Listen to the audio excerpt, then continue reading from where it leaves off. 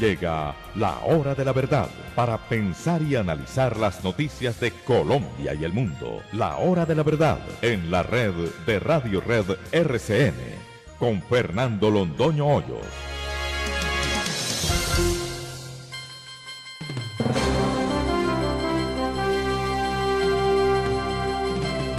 Muy buenos días. Son las 6 de la mañana de este martes 22 de enero de 2019. Esta es la hora de la verdad. Y estos temas y asuntos que trataremos en la grata compañía de ustedes durante las próximas horas. El terror no es camino para la paz. Nunca, en ninguna circunstancia, de ninguna manera. Los terroristas no se pueden sentar en una mesa de negociaciones. A los terroristas hay que someterlos. Y Cuba que no venga con cuentos de protocolos. Es que aquí no hay rompimiento de unas conversaciones. Aquí lo que hay es un crimen de lesa humanidad cometido por esos criminales que están en Cuba y hay que ponerlos presos. Entonces el gobierno de Cuba dirá si lo hace o no lo hace, y si no lo hace, nos parece que es motivo suficiente para romper relaciones con ese país. El endeudamiento de Colombia. Ese tema fue el que motivó las declaraciones de Fitch y de todas las calificadoras de riesgos que están aterradas con el endeudamiento del país, porque Santos nos endeudó hasta los tuétanos. Recordemos, Santos le echó encima a Colombia una deuda igual a la que tenía el país, adquirida y acumulada desde Simón Bolívar hasta Santos. Eso fue lo que hizo ese otro criminal con Colombia. Él y sus compañeros de Congreso y sus conmilitones, sus amigos, quebraron a Colombia. ¿Cómo vivió el comercio la pasada Navidad? Lo preguntaremos hoy y lo preguntaremos con la persona que está más habilitada para contarnos el tema, Juan Esteban Orrego, presidente de FENALCO de Bogotá. ¿Qué está pasando en Venezuela? En Venezuela están pasando cosas muy graves, inclusive a esta hora, en este momento. La dinámica de protesta que se había perdido con la intervención del Papa Francisco, ¿recuerdan ustedes? Cuando el pueblo de Venezuela estaba en la calle exigiendo sus derechos y pidiendo la caída de Maduro, e intervino el Papa y lo dañó todo, eso volvió a tomar dinámica. Ya nos contará Vanessa Araujo. Hidroituango, el afán de Fajardo. Esto no puede pasar desapercibido. Es que o estamos en lo cierto o estamos equivocados. Si estamos equivocados, que nos lo diga las mismas empresas públicas de Medellín. ¿Por qué se taponaron los túneles con concreto? ¿Por qué? Esa fue la causa de todo el desastre. ¿Por qué? Porque había que correr. ¿Y por qué había que correr? Porque el señor Fajardo tenía prisa. Faltaba más. Semejante chambonería, como la llamó el gran geólogo y profesor de la Universidad Nacional que entrevistamos ayer, cometida simplemente porque el señor Fajardo estaba de afán. Juan Carlos Montes, el alfil de Petro, se habría ido del país. Aquí se están yendo del país todos. Se fue del país el magistrado Bustos, está en Canadá, feliz, y pasan los días y no vuelve del Canadá, y ahora Montes se fue y se fue para no volver. Obviamente. Montes era el que le entregaba los arrumes de dinero al señor Petro para que los metiera en una bolsa como hacen los delincuentes en las películas de terror. Esa es la actuación de la peor laya de las mafias de la peor especie. Pues Juan Carlos Montes también se fue del país. Las redes de participación cívica, por ahí se están preguntando qué es. Esta es la red de cooperantes del presidente Uribe, solo que el presidente Duque se demoró unos mesecitos en ponerlas en vigencia. Pero esto sin la red de cooperantes no funciona. El ministro Botero lo dijo con toda razón. Este tiene que ser un problema de todos los colombianos. Pero ¿por qué habían acabado con la red de cooperantes?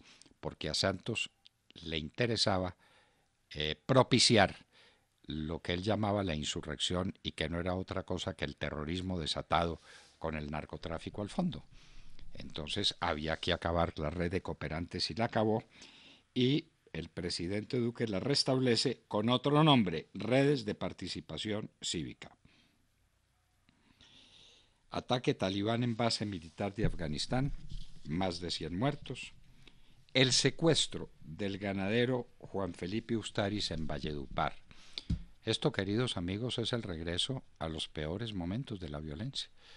Recuerden que el presidente Uribe empezó su gestión en el año 2002 en Valledupar, creando una red de cooperantes y dándole respaldo a la policía y al ejército que estaba comandado por el coronel Mejía Gutiérrez, que salvó a Valledupar y que puso las cosas en orden muy rápidamente. Hemos perdido todo ese tiempo. Este secuestro es un secuestro horrendo, inclusive con muerto al fondo. ¡Qué espanto! A una niña de 14 años la drogan y la violan 5 adolescentes en Barranquilla. Damos la noticia no porque nos guste dar este tipo de noticias que son detestables, sino por lo que revelan. Estos señores son las ollas del narcotráfico. Esta es la adicción a la cocaína de la juventud. Solamente unos jóvenes drogados cometen semejante barbaridad, semejante barbaridad. Y las ollas del microtráfico se tomaron a Colombia. Esto tiene que ser una campaña en todo el país. Aquí nos están faltando directrices de las ministras del Interior y de Justicia y del presidente de la República para que digan: el gran enemigo de la seguridad, del orden en las ciudades son las ollas del microtráfico. ¡Qué barbaridad! Niña de 14 años. La drogan y después la violan 5 adolescentes. Drogados. Por supuesto, drogados. La Procuraduría se manifiesta en favor de Santrich en una audiencia muy especial porque el Consejo de Estado se fue todo para la picota. No para presentarse allá y entregarse, no. Para hacerle, pongamos las cosas en su sitio, era para hacerle una entrevista a Jesús Santrich, para sacarlo al aire, para que tuviera oportunidad de decir que él no era traqueto, que él jamás había pensado en comerciar con cocaína. Como todas las FARC no han probado 1 kilo de cocaína, jamás, nunca, no, ¿para qué? Y la Procuraduría aparece ahora respaldando a Santrich para que no le vayan a quitar la investidura. Nada raro que en poquito tiempo tengamos a Santrich en el Congreso de la República. Mientras tanto, la JEP pide pruebas para juzgarlo en Colombia. Señora de la JEP, por Dios, respete a los colombianos, respete a los Estados Unidos. Usted no se respeta. Aquí no se va a juzgar a Santrich. A Santrich lo va a juzgar una corte de Nueva York, que es donde le van a mostrar las pruebas. Lo están pidiendo en extradición. Y en extradición se pide a una persona simplemente indicando el delito de que se trata. Nada más. Usted lo que quiere montar aquí es un juicio para absolver a Santrich. Eso está claro, porque usted está elegida por los mismos de Santrich. Timochenko lo dijo. Aquí estoy en casa cuando fue a la JEP. El presidente de Odebrecht se pronuncia en el Brasil muy duramente. Esto es muy preocupante. El presidente Uribe y el presidente Pastrana se han dirigido al nuevo fiscal general de la Nación, ad hoc, para todos estos efectos de Odebrecht, pidiendo que investiguen la participación de dineros de mala procedencia, como dineros de Odebrecht, por ejemplo, en las campañas de Santos del 10 y del 14. Y aquí son $6,5 millones de coimas que Odebrecht pagó para que le dieran ciertos contratos. Y desde el Brasil cuentan cosas de esas que infunden tanto miedo. La venta de Medimás, otro negocio para revisar. Ahora aparece un señor bastante extraño que quiere comprar a Medimás todo completo. Valdría la pena seguirle muy de cerca los pasos a ese proceso, averiguar qué es lo que pasa con Medimás, averiguar cómo va a ser esa operación muy delicada. Los abucheos a Santos lo siguen por donde va, porque hay muchas redes que están ahora multiplicando lo que fueron los abucheos a Santos en la manifestación, en la caminata del domingo pasado. No, es que donde va, si se sienta en la silla de un avión, si camina por la calle, en todas partes lo que recibe es la sanción social por el gobierno que arruinó el país y que se lo entregó a los terroristas. Bueno, queridos amigos, tenemos una noticia muy mala para darles sobre las cesantías. Sergio Gel nos contará cómo el año pasado no hubo ahorro por cesantías. Las economías se mueven, las economías tienen dinámica por el ahorro, que se convierte en inversión. Pues el ahorro de cesantías el año pasado fue de 0 y la rentabilidad de los fondos enormes que los colombianos tienen en asofondos fue prácticamente nula, de 26 o 27 billones de pesos del año pasado, se pasó a una rentabilidad de 400.000 millones de pesos. Las noticias sobre las cesantías no pueden ser peores, como síntoma de una economía recesiva que no se la quiere reconocer como tal. Empieza el Foro Mundial en Davos. Allá estará nuestro presidente, por supuesto, estarán los presidentes de la mayoría de los países de Occidente, los grandes empresarios, la reunión en Davos con extremas medidas de seguridad como corresponde. ¿Qué van a decir? Hay temores de recesión que impulsa en los Estados Unidos el duelo entre republicanos y demócratas por el maldito muro. Ese muro puede costar nada menos que todo el empuje que la economía ha tenido en el último tiempo y acelerar un proceso recesivo que algunos están pronosticando. Y hoy en la historia vamos a recordar lo que pasó ayer en el año de 1793, en un día como ayer, porque habíamos dicho cómo muy pocos días antes Luis XVI había sido condenado al cadalso. En un acto de eficiencia extrema, en un día como ayer, 21 de enero, Luis XVI fue conducido a la guillotina, fue guillotinado. Eso no es simplemente una anécdota, no es que a Luis Capeto le hayan cortado la cabeza, es que fueron 800 años de historia lo que se truncaron y pusieron a Francia en otra órbita de la que hablaremos en su momento. De todo esto y de mucho más hablaremos con ustedes en las próximas horas en la Hora de la Verdad. Y los invitamos a seguirnos a través de nuestra señal de audio en alta calidad en TuneIn, en donde nos encuentran como la Hora de la Verdad. Igualmente los invitamos a sintonizarnos en nuestros diales 710 AM en Medellín, 1200 AM en Cali y 970 AM en Bogotá. Y los invitamos también a seguir nuestra transmisión a través de Facebook Live con nuestra señal en vivo. Todo nuestro contenido también está disponible en nuestro canal en YouTube. Y recuerden que también pueden escucharnos en vivo y diferido a través de nuestra página web y dejarnos todos sus comentarios a través de nuestro chat en esta dirección: www.lahoradelaverdad.com.co. Son las 6 de la mañana, 15 minutos. Comenzamos ya. Bienvenidos. Por todo lo que ha pasado y que no se debe repetir. Por la grandeza de quienes nos dieron la vida. Por ellas, que están en la canción tan bella, para que empecemos la mañana después de estas palabras dramáticas, contundentes, este gran llamamiento a la unión de América. Es un momento crucial en la historia de estos pueblos. No podemos ser inferiores al momento histórico que estamos viviendo. No lo podemos ser.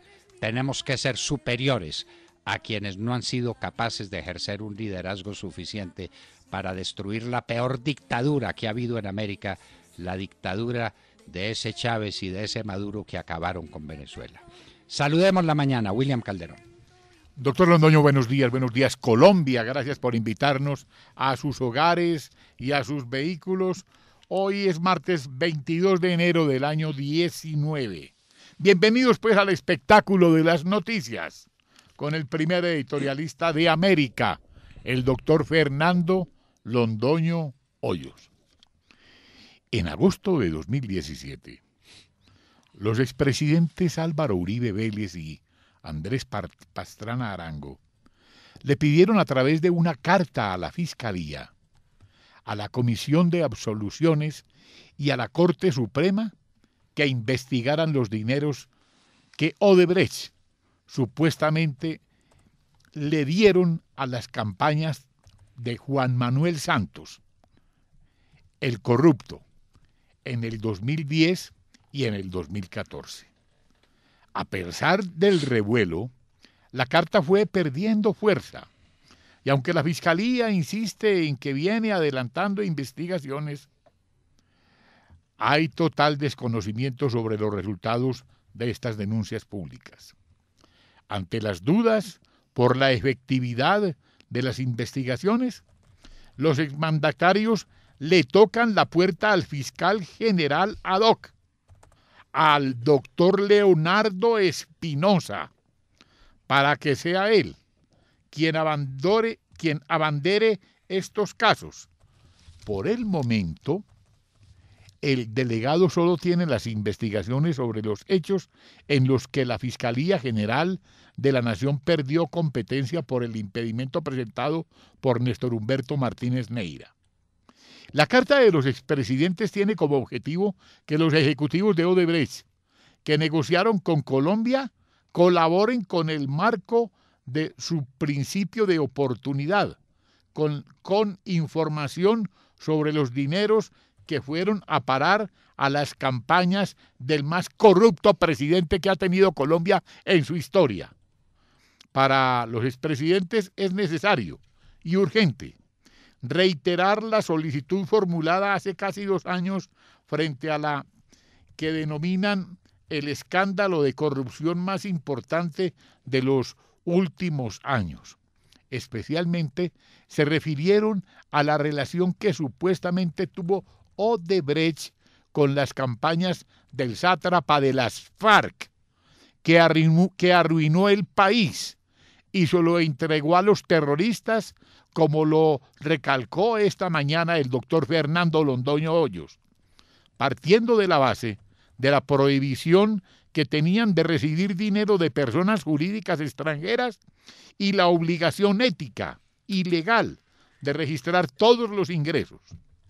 Uribe y Pastrana le pidieron al fiscal ad hoc que, en desarrollo del principio de oportunidad que obliga a los funcionarios de Odebrecht a contar toda la verdad sobre los actos ilícitos, se indague por interrogantes como: primero, ¿es cierto que Santos, siendo presidente en ejercicio y aspirante a la reelección, sostuvo una o más reuniones con funcionarios de Odebrecht en la cual se concretó la entrega de una importante suma de dinero para la campaña Santos 2014? 2. Si estas reuniones se realizaron, preguntan, ¿qué funcionarios de Odebrecht estuvieron presentes? ¿Cuál fue el objetivo de esas reuniones? ¿En qué lugar se realizaron? Tercero, ¿cuánto dinero aportó Odebrecht a la campaña del espurio presidente? Estamos convencidos que la mejor manera de evitar que un caso así se repita es llegar a toda la verdad sobre lo sucedido y contárselo a los colombianos, dicen los exmandatarios. Doctor Londoño, con pantalones como usted. Bueno, William, este es un momento histórico. Los de Odebrecht están cantando, tienen que decir la verdad. Y el doctor Espinosa tiene que cumplir el deber que no cumplió el doctor Néstor Humberto Martínez, porque no lo cumplió. ¿Qué pasó con los recursos que salieron para la campaña de Santos? Sí, ¿qué pasó, por ejemplo, con la plata de Panamá? ¿Ay? Con la plata de Sancho en Panamá, ¿se acuerda? Ah, pues imagínese. Y es que ya se está olvidando de esa vaina.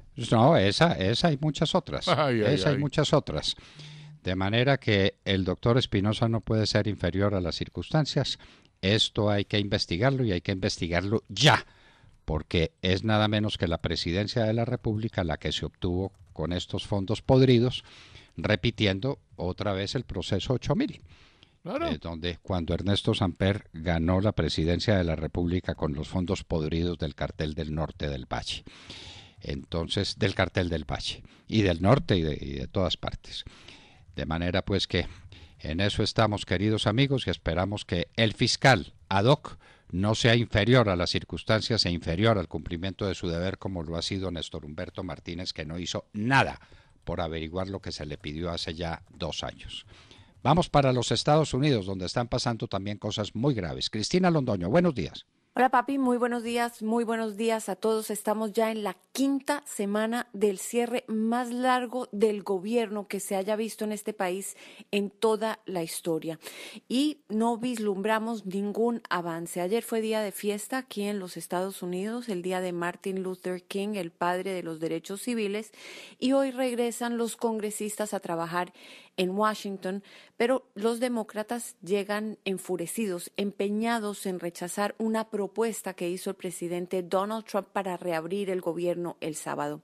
Y es que el mandatario ofreció que si le dan los 5.700 millones que está pidiendo para construir un muro en la frontera con México, él le daría alivio temporal por 3 años a los jóvenes soñadores y a los tepecianos.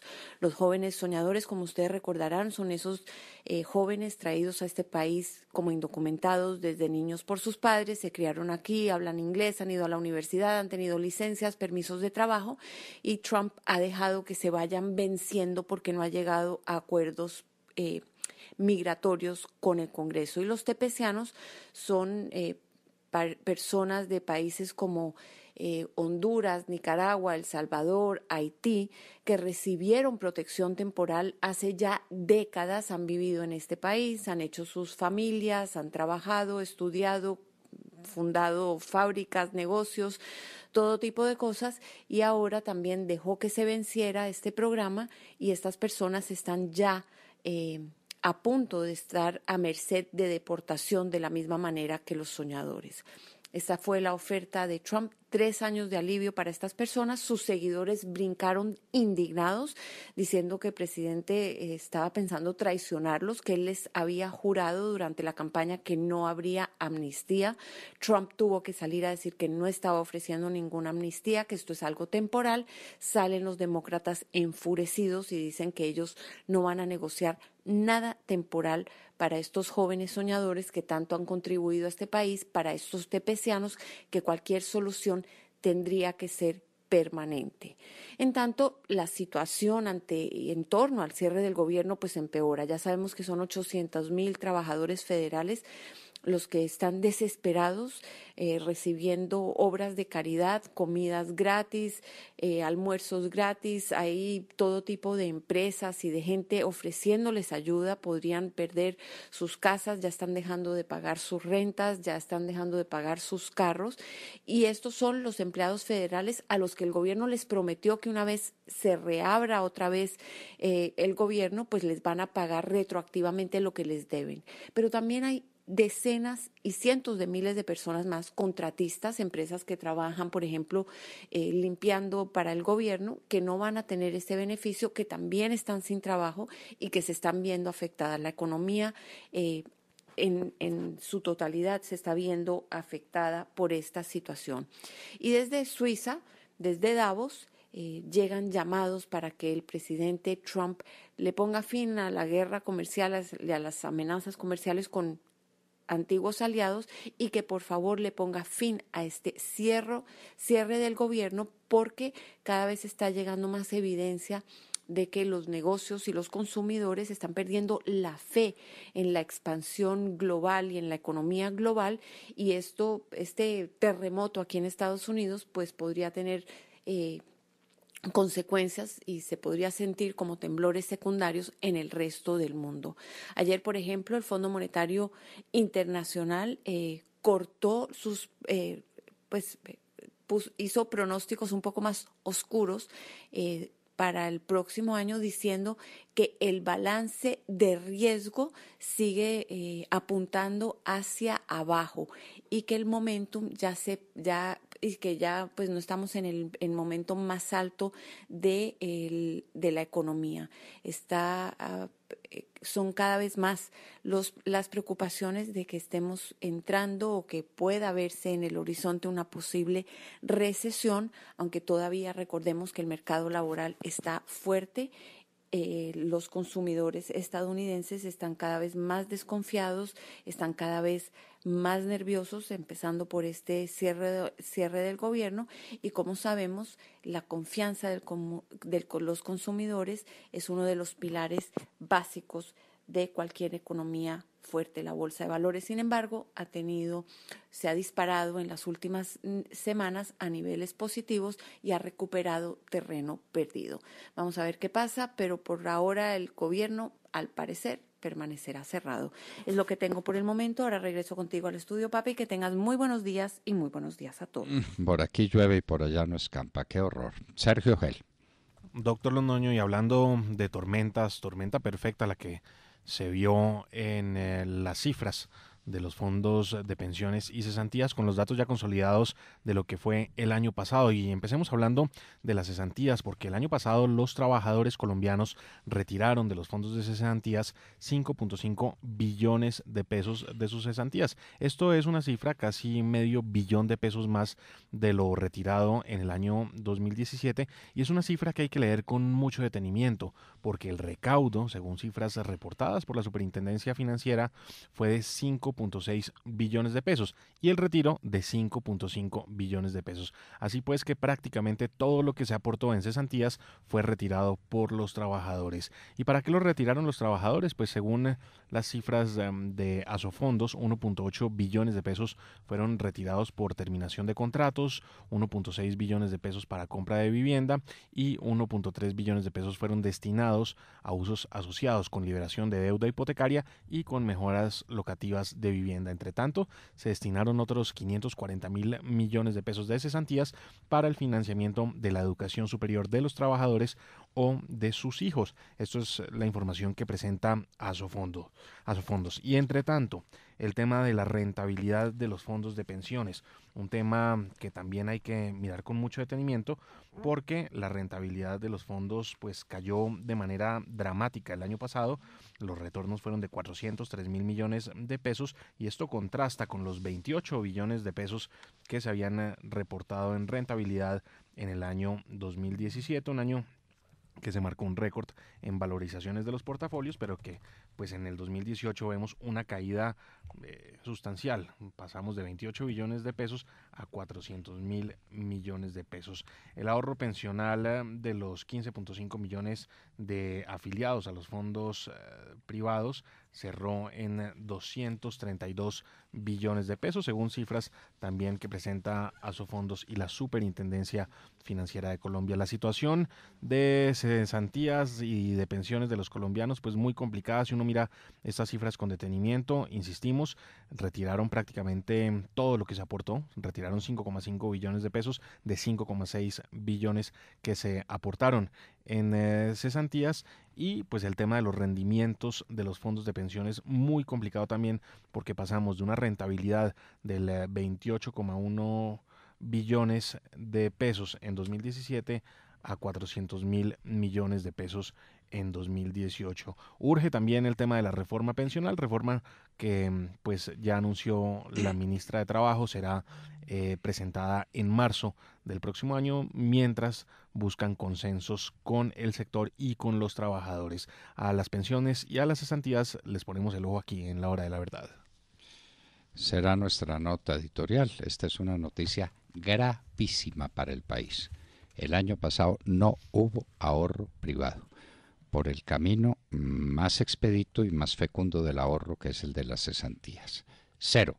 Y 232 billones de pesos que estaban al mes de octubre en los fondos de pensiones producen la suma irrisoria de 400.000 millones de pesos de rentabilidad. En un CDT hubieran producido 11 billones de pesos. Al menos. Bueno, que nos expliquen qué pasó.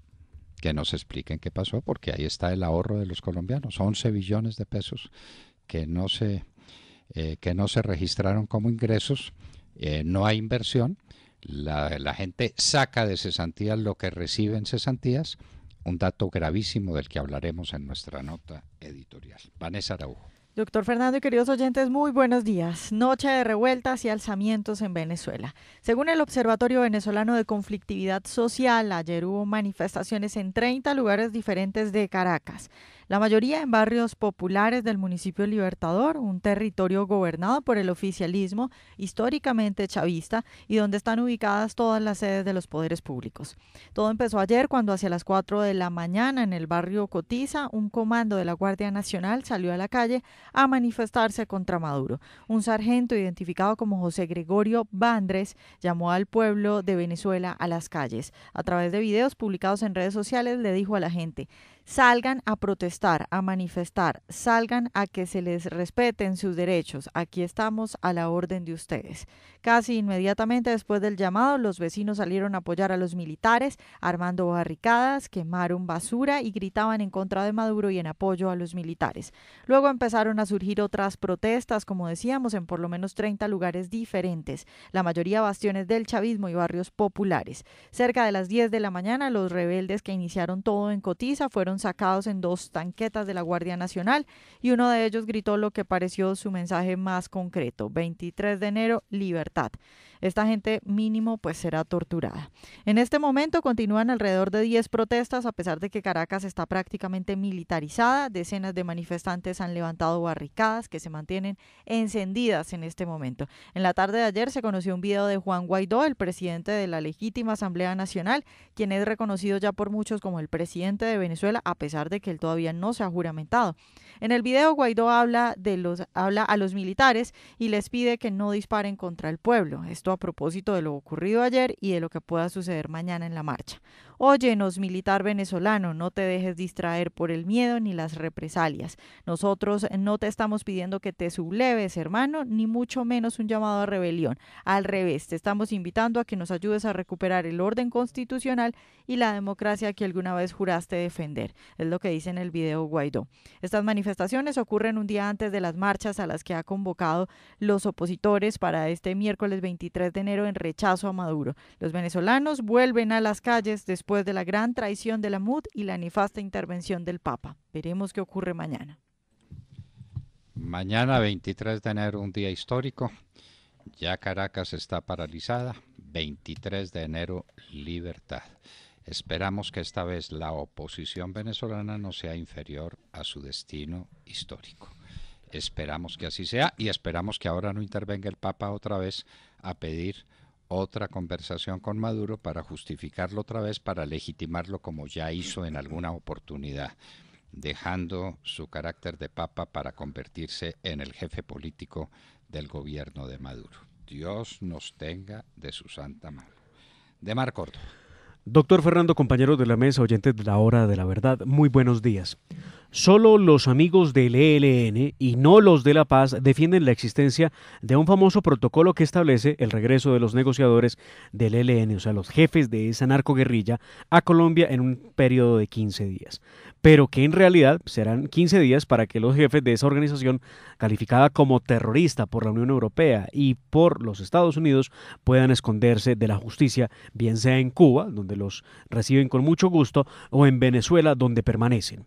Y digo que solo los amigos, doctor Fernando, del ELN, porque defienden el protocolo, porque no le cabe a nadie en la cabeza que después de un carro bomba contra la Escuela General Santander el pasado jueves, que dejó 21 personas muertas y más de 60 heridos, se pueda seguir dándole espacio y garantías a los asesinos de nuestros policías.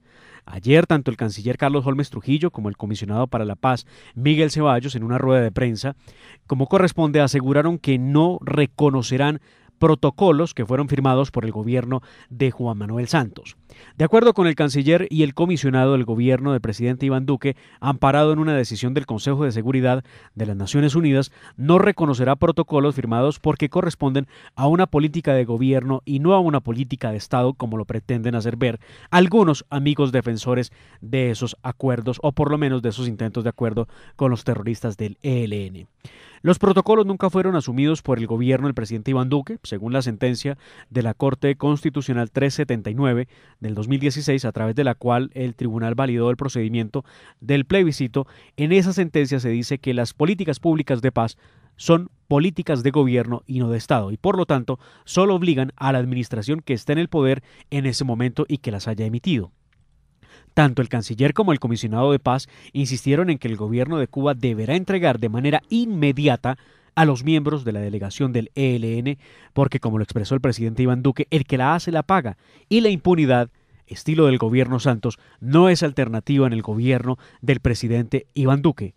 Además, recordemos que los miembros del Consejo de Seguridad de las Naciones Unidas subrayaron la necesidad de llevar ante la justicia a los organizadores, financiadores y promotores del atentado terrorista de la semana pasada contra la Escuela General Santander.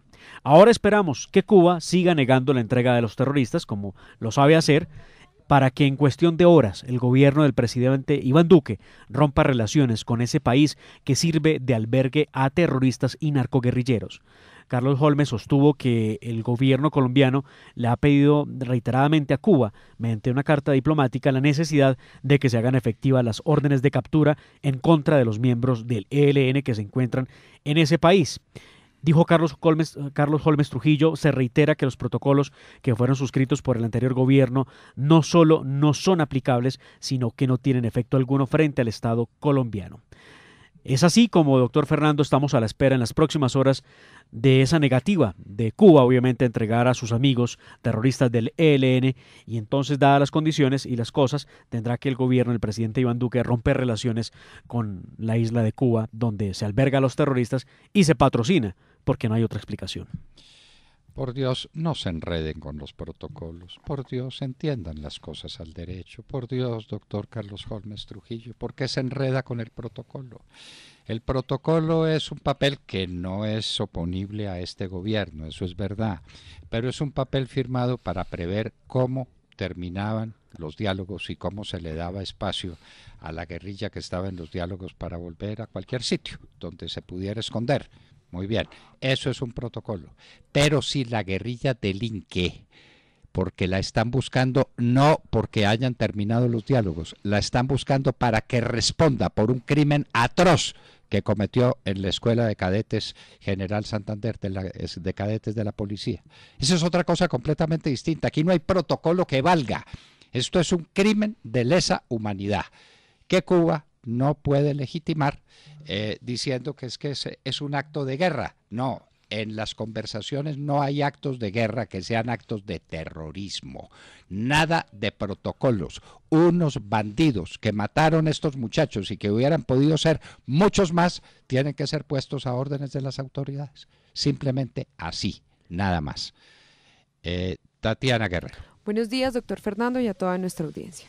El delegado de la Procuraduría General de la Nación, Nicolás Yepes, pidió ante el Consejo de Estado mantener la investidura de alias Jesús Santrich de las FARC como representante a la Cámara en una audiencia que se le realizó al ex jefe guerrillero en la cárcel La Picota, donde se encuentra recluido. El funcionario hizo esta petición porque no se tuvo en cuenta la causa de fuerza mayor por la cual el ex jefe guerrillero no pudo asumir el cargo como congresista, que es que se encuentra preso por delitos relacionados al narcotráfico, y porque, según Yepes, no se cumplieron las causales para decretar la pérdida de investidura. Por su parte, alias Jesús Santrich aprovechó esta audiencia para hablar de su inocencia y también para señalar nuevamente que todo lo que está ocurriendo es un presunto montaje por parte del fiscal general de la Nación, Néstor Humberto Martínez. Abro comillas: jamás he pensado siquiera en mover un gramo de cocaína o cualquier otra sustancia o elemento ilegal para ningún lado. No soy un traqueto, soy un revolucionario y gestor de paz que anhela que no se siga atropellando el derecho fundamental a la participación política, que se respeten en este caso específicamente los derechos políticos del partido FARC. Cierro comillas, dijo alias Jesús Santrich. Doctor, recordemos que la curul de alias Santrich fue obtenida gracias al acuerdo de paz firmado por las FARC y el gobierno del expresidente Juan Manuel Santos. Tatiana, para que usted dijera Santrich, ese apellido debiera tener tilde en la A. Es Santrich, si me perdona. Pero no, gracias. Bueno, pues regla elemental de ortografía. Solamente los terminados en N u S tienen tilde final. Si no tienen tilde final, todos los demás todas las demás palabras no necesitan tilde. Santrich. Santrich, no Gracias, Santrich. doctor. Bueno, muy bien. Pero independientemente de eso, el Consejo de Estado se va para la picota. No vamos a hacer el gracejo de que los hubieran podido dejar allá, pero se fueron a la picota a rendirle pleitesía al señor Santrich. Y entonces siguen con el cuento de que si hay razones de fuerza mayor y de que si hay pruebas y de que no hay pruebas y de que es traqueto, que no es traqueto. Eso es un problema en la Corte de Nueva York que lo pide. Que se vaya ya el señor Santrich y que explique lo que tenga que explicar ante los jueces de los Estados Unidos, que van a ser sus jueces, no aquí los de la JEP, que la JEP sigue empeñada en convertirse en juez de Santrich. Bueno, pero en fin, equivocaciones se cometen, el Consejo de Estado allá, y entonces ahora es caso de fuerza mayor, y entonces que no pierda la investidura una persona que se tiene que ir a los Estados Unidos a responder por delito de narcotráfico. Dios mío. Tata Castro. Muy buenos días a todos. Colombia logró ayer su primer triunfo en el Suramericano Sub-20 de fútbol que se está jugando en Chile. La selección cafetera venció 1-0 a Bolivia en su tercera presentación. Iván Angulo, que llevaba 5 minutos en la cancha, anotó el gol del sufrido triunfo cuando llevaban 17 minutos en el segundo tiempo. Por fin ganó Colombia. Pudieron ser más los goles, pero la falta de puntería, el palo y la suerte no lo permitieron. El triunfo deja a nuestra selección con posibilidades de llegar a la fase final. Ahora en el tercer lugar con 4 puntos, los mismos que Brasil, que es segundo, que ayer le ganó 2-1 a Venezuela, que continúa de líder con 6 puntos. Frente a Chile este viernes 25 de enero, Colombia deberá concretar su clasificación. Los chilenos están en el cuarto lugar con un solo punto y antes de enfrentarse a nuestra selección deben medirse a Brasil mañana miércoles. Bolivia, por su parte, tiene complicada su participación en el hexagonal final, tiene un solo punto y le falta enfrentarse a Venezuela mañana y a Brasil el viernes. Revive Colombia, doctor Londoño. Tuvieron que pasar 242 minutos en 2 partidos y medio para anotar por fin un gol y obtener su primer triunfo. El sueño de llegar al Mundial continúa. Esperamos que el triunfo de ayer les mejore la puntería. Pues, pero no recuerdo otro partido donde a uno le peguen 4 tiros en el palo. En fin, sí, impresionante. Sí, impresionante. Pero en fin, esperamos que la selección Colombia mejore y esperamos que en lugar de pegarle al palo le peguen a la red. Estos eran noticias de la mañana que les traíamos a ustedes aquí en La Hora de la Verdad.